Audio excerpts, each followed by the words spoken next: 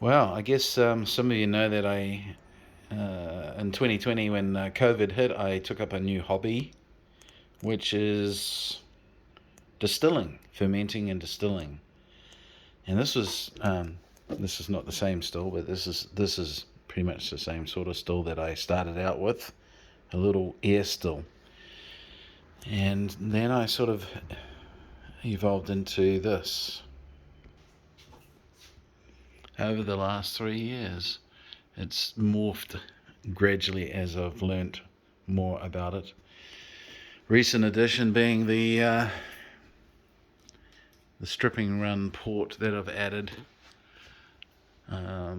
so that I can just have what we call high wines coming through here, or because that's a coil condenser and it's very hard to clean. You'd run low wines through it, and it needs a bit of a clean each time. So, and I don't like doing that. I like keeping the inside tarnish,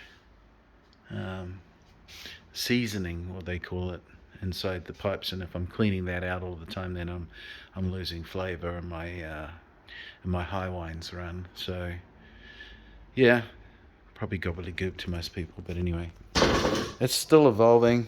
I've got a new cooling system that I'm building, because obviously now that I've upscaled a little bit more, I need something a bit more powerful. And of course I've got my little thumper thing that I'm building out of this copper urn, whatever the hell it is. Yeah. And this is pretty much the end result of what I've managed to learn so far how to make. I started off with sugar washes, which is pretty much where everyone starts when it comes to distilling. These are all grain, very little sugar, if any. Only you use a bit of sugar with these limoncello recipes. But yeah, what have we got? Vodka. This is a wheat grain vodka, and I'm still haven't quite got the still to make a real pure vodka, but it's pretty good. It's not bad. At 50%, 43% gin, juniper berries, coriander, and some other botanics. I can't remember. Plum Palenka. That's from the neighbour's father's batch from 1980, so it's 43 years old.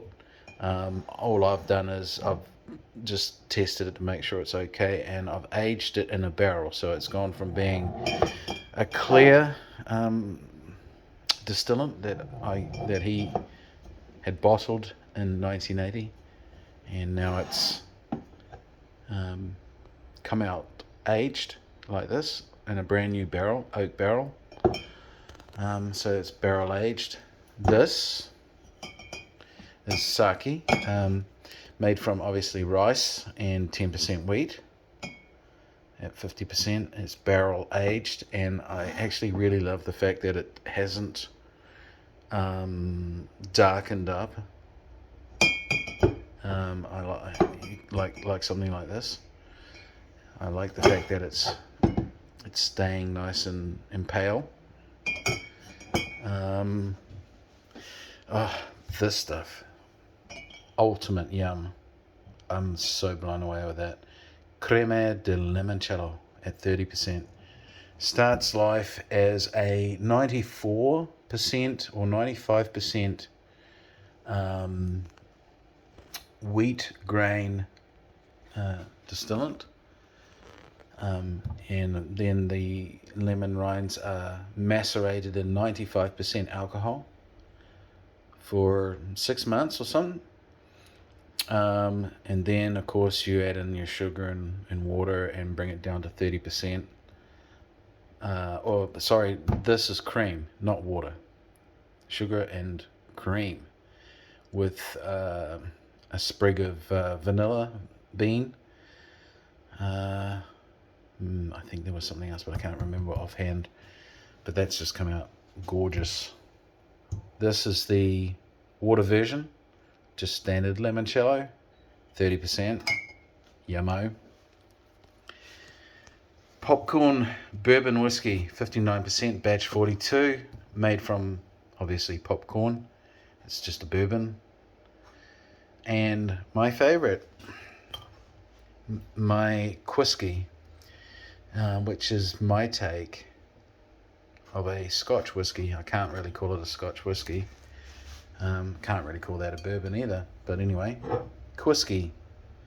Random blend, 60%. Gorgeous. Just saying.